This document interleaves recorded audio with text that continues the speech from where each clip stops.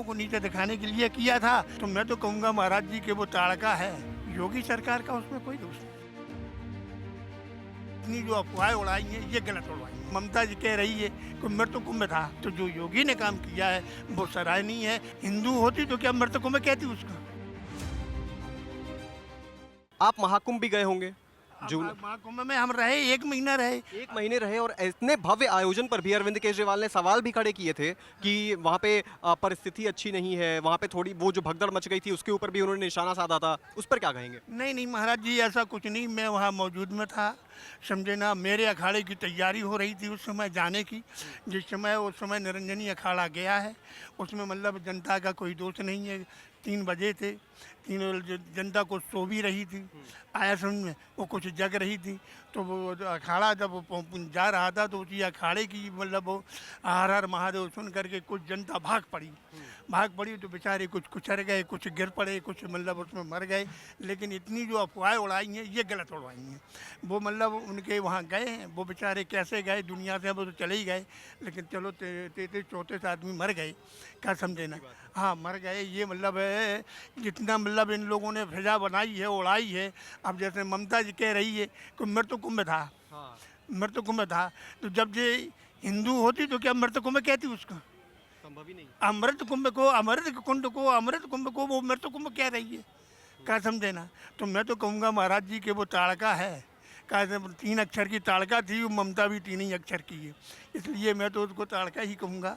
और चलो उसके पक्ष में अगर है जो कोई है वो चल रहा है, हमें उसका कोई दुख नहीं है, समझे ना। लेकिन हम तो नागा हैं भैया, तो हम तो अपनी वहाँ स्नान करके वह इज्जत हमें निकाला गया और वह इज्जत हम वापस आए।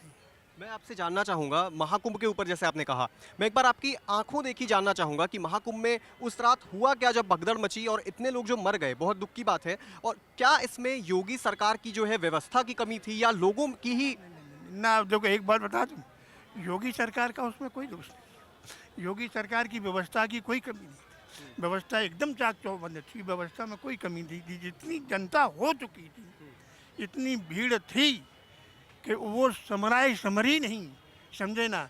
और तो भीड़ ने वो क्या नाम जो बैरियर लगे हुए थे, बैरियर हटा दिए, समझे ना। उसमें 1-2 पुलिस वाले भी ख़त्म हो गए। ऐसा नहीं है कि मतलब पुलिस वाले न मरे हों, व्यवस्था में देखो पुलिस वाले भी गए, समझे ना। और ये भी बात हकीकत थी कि हमारे देखे हुए मतलब व्यवस्था में कोई कमी नहीं हुई। अगर तिली भी पड़ गई है तो वहाँ के सफाई कर्मचारियों ने तिली तुरंत उठाई। महाराज जी इतनी व्यवस्था मतलब हमारे देखा, क्योंकि मैं तो रोड पे ही बैठा था और रोड पे ही हमारा जूना लगा हुआ था और रोड पे ही हमारी रावटी लगी हुई थी, क्या समझे ना। जूना अखाड़े के जस्ट सामने ही, वो सामने जूना अखाड़े में मैं था ही।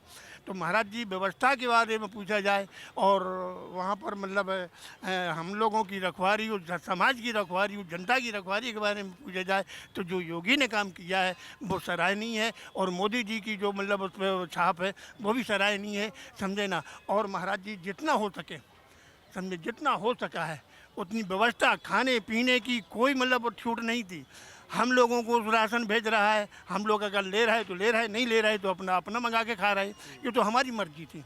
लेकिन हम लोगों को राशन भेजा, घी भेजा, तेल भेजा, क्या नहीं भेजा, सब उसने व्यवस्थाएँ की। क्योंकि भाई, क्या समझे ना। तो ऐसा है कि अब तुमने केजरीवाल की करी बात, तो केजरीवाल गाड़ू मरा पेट को और नाम ही मरे नाम को। ये बात तो मतलब हमारे बुजुर्गों की कही वही है ना, वो कहावत है। तो उसने नाम कमाया यार, उसे कौन घर जोड़ना है, समझे ना। उसने 15,000 करोड़ खर्च किया, क्या समझे ना। और उसने ऐसा नहीं है कि 4 लाख करोड़ पैदा भी किया। तो आज उसने के सफाई उनको पुलिस वालों को 10-10 हज़ार रुपया कहना बढ़ा दिए। क्यों बढ़ाए?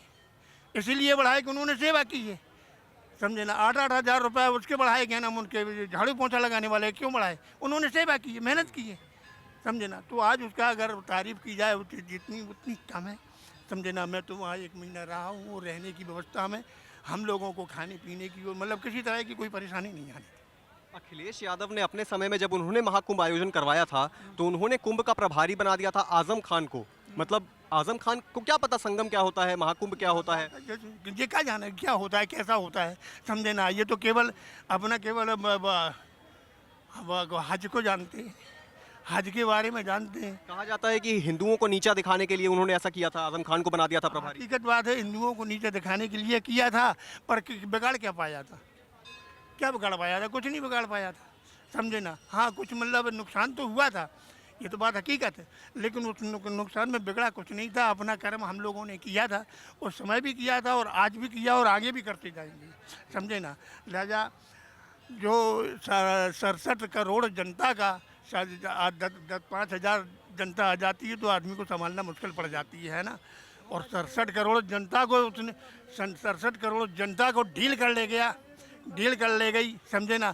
जहाँ पर क्या है कि मात्र उस इलाहाबाद में प्रयाग में मात्र 20-25 लाख की जनता है, ज़्यादा नहीं है, लेकिन वहाँ 67 करोड़ की जनता को संभालना, 67 करोड़ की जनता को स्नान देना, 67 करोड़ की मतलब लोगों को, साधु संतों को और सबकी जिम्मेदारी करना, ये बहुत बड़ी बात है। फिलहाल के लिए कैमरामैन राजकुमार के साथ मैं स्नेह श्रेयस और भी तमाम बड़ी खबरों से जुड़े रहने के लिए आप देखते रहे आय ऑन भारत।